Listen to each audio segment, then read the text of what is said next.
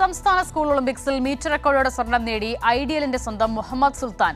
5000 metre നടത്തത്തിലാണ് സുൽത്താന്റെ സ്വർണ്ണ നേട്ടം. പ്രിയപ്പെട്ട ചേട്ടന്റെ കൂടെ കൈപിടിച്ചാണ് സുൽത്താൻ ആദ്യമായി ട്രാക്കിലേക്ക് നടന്നു കയറിയത്. അന്നു മുതലേ ട്രാക്കിലെ ദീർഘദൂര മത്സരങ്ങളോട് അവന് വലിയ താല്പര്യമായിരുന്നു. അതുകൊണ്ട് തന്നെ വാക്കിങ്ങിൽ മാത്രമായിരുന്നു സുൽത്താന്റെ ലക്ഷ്യം.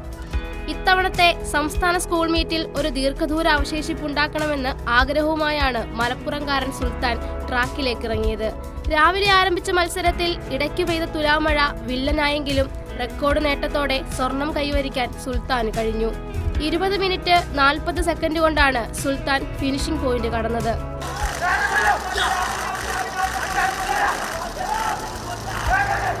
തന്റെ പേരിലെ റെക്കോർഡ് കുറെ കാലം കൂടി ഉണ്ടാകുമെന്ന സന്തോഷത്തിലാണ് സുൽത്താൻ. നന്നായി ചെയ്യാൻ പറ്റി, റെക്കോർഡ് സമയത്ത് നടക്കാൻ പറ്റി.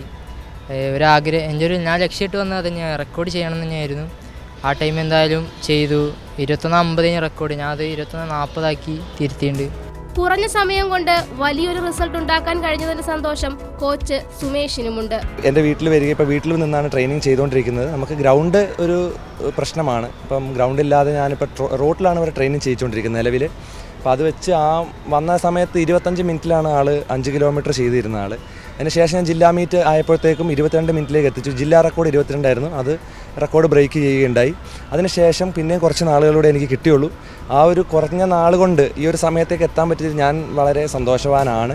ഒരു മാസം കഴിഞ്ഞ് നടക്കാനിരിക്കുന്ന നാഷണൽ മീറ്റിൽ കഴിഞ്ഞ തവണ കയ്യിൽ നിന്ന് നഷ്ടപ്പെട്ട സ്വർണവും കൂടെയൊരു നാഷണൽ റെക്കോർഡും തിരികെ പിടിക്കാനാകുമെന്ന ആത്മവിശ്വാസത്തിലാണ് സുൽത്താൻ. ആ ആത്മവിശ്വാസത്തെ ചേർത്ത് പിടിച്ചുകൊണ്ടാണ് ഇരുവരും തലസ്ഥാന നഗരിയിൽ നിന്ന് മടങ്ങുന്നത്. കൈരളി ന്യൂസ്, തിരുവനന്തപുരം.